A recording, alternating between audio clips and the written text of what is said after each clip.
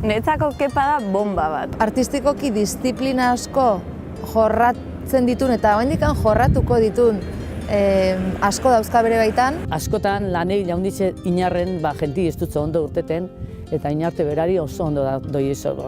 Nik uste dut merezi izen dagoela. Akorretanaz, berak gidoi dana bierri zaten eguen. Egokitu eken eguen ondio gehixaute, esan eken eguen gelan barruen da. Zebatzeta jatzu hau hola esaten bot? Ero, ingo nauke hola? Ikusita zein dan gaur egun Euskal Herrian dan antzerkian errealitatea, bai da ausarta izatea. Jende humila eta talento handikoa hori da sabiduria, hori da jakinduria handia. Eramango zaituzte mugitzera ez gelditu. Gitarrie ez nagoen ikasi iparra gerrantzerkix egin gauen erako, berandu ikasi nagoen.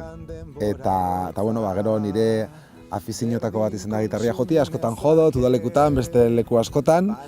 Eta, uste bukatzeko modu egokixi zeleikela. Gainera behuen abesti bat, amonak azkeneko urtetan ez dakizatik oso erraiz jarraiketa eguena, eta ez da erraiz abestixa jarraiketako, baina batzuan kantetan gauen da, orduen egokixi iruditzea momentua igual, eta da, banera.